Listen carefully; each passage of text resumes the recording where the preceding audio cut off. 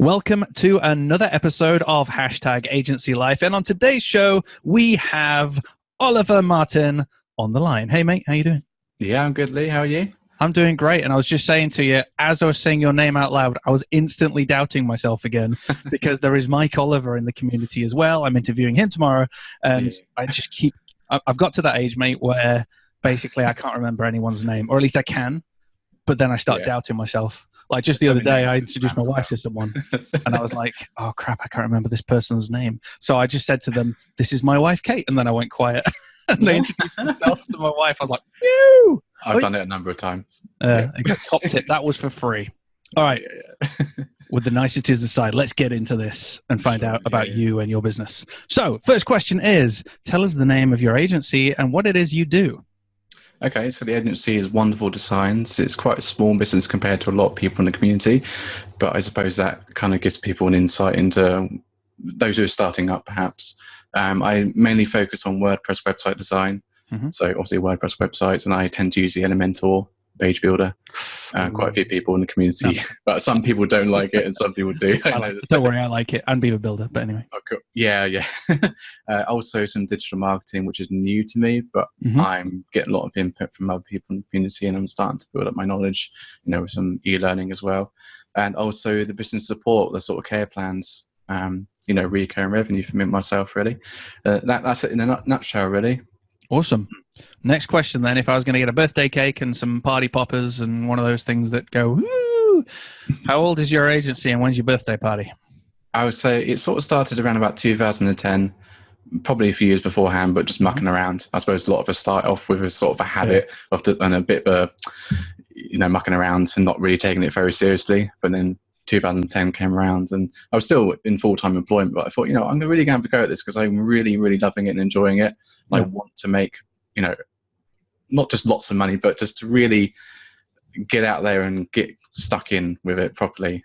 Do what you love. Yeah, exactly. Yeah. It's exactly why I got out of IT.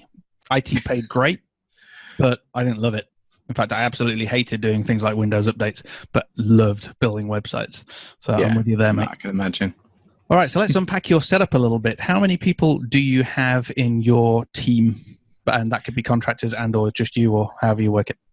It's mainly just myself, but I do have, actually my cousin's soon-to-be husband is a web developer. He works for a company, but he does do some sort of contract stuff for me. But that's about it, really, other than people in the community that I'm hoping to work with at some point in the future. That's awesome. But it's mainly just myself. So. That's quite a common way for a lot of agencies nowadays. There's a lot of leaner agencies out there as well. I don't think there's any problem with that. Sure, we have the standard agencies with, say, 10 to 50 employees who are working on the big contracts, but it's very common, I think, because we're very similar in our setup that we've actually got people working for us either on contracts or employees around the world rather than actually physically in a central office, and just allows us to be leaner and more profitable. So why the heck not? All right, so your office setup then, do you go away? Do you have like a co-working space that you go to sometimes, or are you based at home? What's your setup? It's about 90% at home, really, because that's where most of my equipment is, and I haven't got like a MacBook Pro because I would really like to stick with Macintosh computers, and I'd prefer to get a MacBook Pro, for instance. But I can't afford to do that, so I don't tend to do a lot of work outside of the office from home. So it's mostly here, maybe on my phone when it's just admin related stuff. So, home office. I'm old-fashioned, mate. I really cannot type on a phone. I'm so bad at it. I am really bad, Paul Lacey's often said I'm like an old man for not being able to type very well. So just a shout. Yeah. Shout out to Paul. He always gets a shout out on practically every single episode. That's insane. He's a great guy. He's a good guy, isn't he? He's all right. We won't go on to Paul Lacey though. People will be sick of him by the end of this. No, I'm joking. Right. So, you obviously you do get to work with other people. You're quite a new agency, like you said. You're looking to grow and expand. So, if you could describe what sort of culture you would want for your agency as you're growing, what would you imagine your team culture or your dynamic would be? I guess mostly personal for myself, having a better work-life balance, because again, it's just myself. I can only kind of think about myself right now rather than maybe 2 or 3 people that are working for me. So that's my focus right now, to sort of work on my life as well as the agency. So to try and have that better balance, more better quality clients, maybe just doing 1 or 2 people rather than 5 or 6 that tend to drag on and bring down some of the niceties of it and make it a bit lamer. But just that really, just a better balance and working less for more, that whole ethos. That's good, because then that can, if you're doing that for yourself, that's something that you can then continue to adopt for the rest of your team as you grow. Exactly. I like that a lot. So, all right. Thinking of your clients then, do you have any particular industry or niche that you're currently serving? No, it's until this year, it's been mostly I'll take anything. And that was really unhealthy.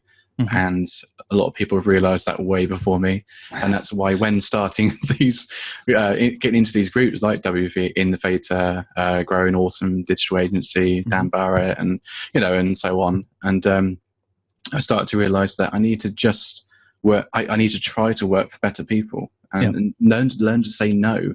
And rather than just saying yes to everything just because it's 300 quid in the bank X months down the line, because my wife works full time. I'd like to, as well as do this for myself, I'd like to contribute to the family as well. So there's also been that pressure that I put myself under, no one else has, that I need to contribute to the household. So I think now that I can kind of think, you don't need to do that. You need to just make the business healthy and it will grow more because of that.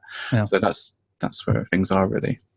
I think you've hit the nail on the head with a healthy business. It can grow more because that allows you to say no to the wrong sort of people and yes to the right sort of people. And I've been following your progress. Obviously, me and Paul are very close friends as well. He's told me about you and how awesome you are. And I'm really excited where you're going to be going in the future. And I'm looking forward to our episode that we're going to record in a few weeks as well. So that'd be wicked. Cool. So for the existing clients that you have, and it sounds like you'll eventually find your feet with a niche or a type of favorite product that you do for people. But with regards to the clients that you have at the moment, can you think of what the main problem you feel you solve for them is? I think it's just their lack of knowledge, not being able to do it themselves. Mm-hmm. I guess that would be the main thing. A lot of them tend to lean on me a lot, so they need that continual support, like holding hands. So I guess it's mainly just support, really.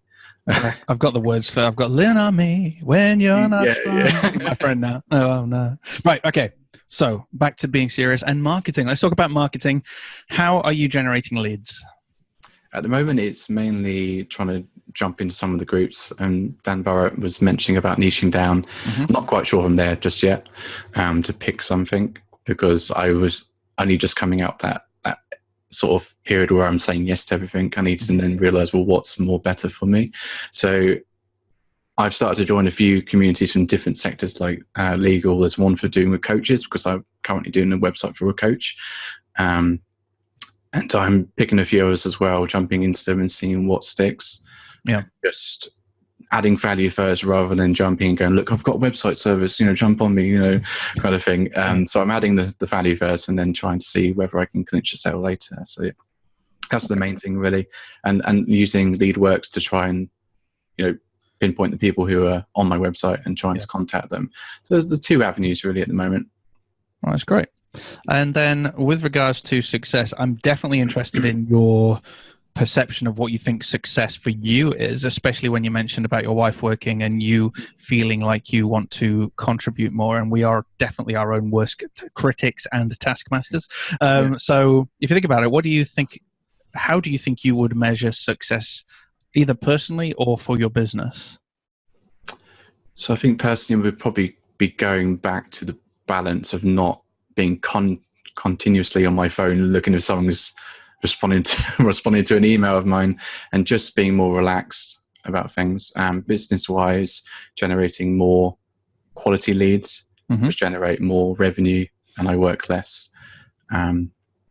Probably no much more than that really. I've got such simple goals, and it probably seems very very basic, but that's where I'm I think even an agency with 50 or more employees are still having the exact same problems. They haven't thought things out. A lot of people will grow very quickly, but you still grow with the same bad decisions that you started off with many years ago. So for you to have this process going on now before you're actually starting to employ more people is very, very healthy, because by the time you're growing, you know the exact customers that you're targeting, you have your processes for marketing, and you're getting paid well as well. So never put yourself down. You're on the absolute right track, and I'm really excited for you.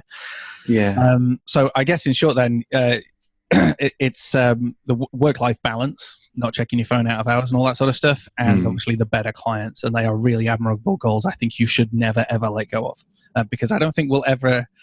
I'm not sure we'll ever achieve everything. I think these are things that we have to keep doing, and even when we think we've achieved, I've got the best work-life balance ever, we then take our eye off the ball, and a few weeks later we found that we're working late into the night. So it's definitely something I think we need to keep constantly checking ourselves on, maybe having accountability of the group as well. That was a quite good episode last time about the accountability buddy as well. That really resonated with me, so that might be something I explore. Definitely. And also just picking on a few goals. That's why it probably sounds very limited response for me, but just focusing on a few things because of the limited hours I have, I think are more healthy for me rather than 10 or 20 goals. I think that segues quite well into the next question. We're going to get a confession from you, and there's only me and you and a few thousand listeners, so don't worry about those guys. But what is the biggest problem you feel you have? How would that be agency-wise, do you think? Well, whatever. It's running your business. I don't mean personally, like don't like give us something really personal and it gets dead awkward. I've got this rash, you see, and but yeah, I mean, just business-wise in general, you know, what is the biggest problem that you are struggling with that you may even feel is holding you back a little bit, or whatever? I think it's my processes. I mean, I've never had a process. It's all been just wing it and get a client and then see what happens kind of thing. Have a general discussion with them in the meeting, sort of saying, well, I'm going to design a mock-up next. Is that okay? And they have no expectation of what's going to happen next. So it's like setting an expectation, making sure that my processes are in place so that I can follow and make sure that expectations carried throughout. And there's less room for problems to occur, rather. Yeah. That's the That makes sense. Yeah. Okay, let's talk about our well-being. This is something that I think I've confessed multiple times on Agency Life. A couple of areas that I am constantly struggling with. And the first one is switching off, because like you, I do tend to work in my home office a lot. I like just the freedom of staying at home instead of being in the main office and doing my work here. But I struggle to switch off. Do you have any tips for people on how to switch off, especially because your office is at home? I think I've got quite a good way of switching off, which is that I look after my daughter full time. So I can't be on the phone 24 hours and go, look, just go play. You know, the house is very safe and secure for her. Yeah. If I happen to leave the gate open, for instance, on the bottom of the stairs, there's trouble that would ensue. So I have to be on the ball all the time with her. So that really helps me switch off and have a lot of fun with her. So it's also hard as well because, you know, I want to work some points in the day, or I know I need to get back on by 2 p.m. and that kind of thing. I'm tied up. So I think having people around you, get absorbed in them for a change rather than, you know, the phone, switch it off, even if it's just for an hour in the evening, and then have your meal, have a chat, maybe even watch a movie. Or at least pick maybe 1 or 2 days in a week, maybe Monday and a Friday, or whatever days work for you, and then kind of just watch a movie. And me and my wife tend to do that most weeks, and touch wood, it's been for the last couple of weeks. But just a few opportunities where you can go, no, I'm going to switch off, turn it off. It's done. Fill your brain with something else. Yeah, absolutely. Culture and whatnot. And if you manage, how do you manage to stay healthy or attempt to be healthy? Oh, that's quite a bad one. I'm trying to do the old weight loss with multiple different methods, so like Weight Watchers and so on. And I tried to go out running, but I haven't done it for a few months just because I've been focused so much on the agency, and then trying to switch back to being, you know, available at home, that it's kind of just took a back seat.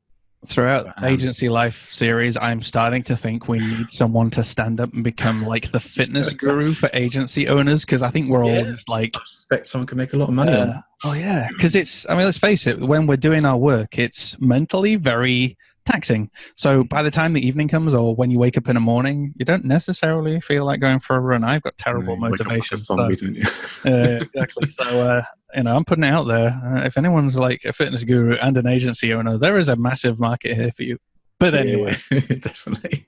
Moving on. This is the final question, and I would really appreciate if you could share with us one tool that you believe has been essential to your success so far, and why? Oh, right. Okay. Let me open up my tab. I've got quite a few now from the old Only allowed one? AppSumo. I think it's been 24 sessions just because Really? I've never been able to record sessions before and to remember some of the quality that I've discussed with clients, things that are very crucial. And I don't tend to write down because I feel like it's kind of not rude, but kind of not focused on the person you're talking to. So I think that has really helped me record certain information and then write it down later and be able to get back to that person when I said I would. Okay. I mean, I definitely disagree on writing it down as you go. I write as I go, but obviously making sure I'm making the relevant noises. Sure. But absolutely 24 sessions and actually having a recording, because my note taking, if I'm honest, is absolutely terrible. Yeah. Sometimes I can't even read my own writing. So having a recording is brilliant. I presume you got the lifetime deal then, did you? I did, yeah. And I got a pro upgrade or something for some of the white labeling, I think. Nice. Yeah, it's good. That's awesome. My wallet didn't like it, but yeah. Brilliant. I presume that was a Paul Lacey acquisition as well, was it? On AppSumo? No, I actually just noticed it and took it up. I think Paul Lacey came a bit later on in my life. Yeah, but it's all good. Mate, this has been awesome. It's been great learning about you. I'm looking forward, like I said earlier, to interviewing you for the main show in the very near future. And also, I definitely want to see how things are going. Me and you are going to be working together as well, which I think is really exciting, going through some consultancy, helping you with strategy as well. So I'm personally excited to be working with you. And thanks for coming on Agency Life, mate. Yeah, thank you for your time. Brilliant. Guys, all of Oliver's links will be in the show notes, so be sure to go below if you're watching on the video, or check out the website for the show notes, or on your podcast player. I don't know where everything will be. Whatever player you use.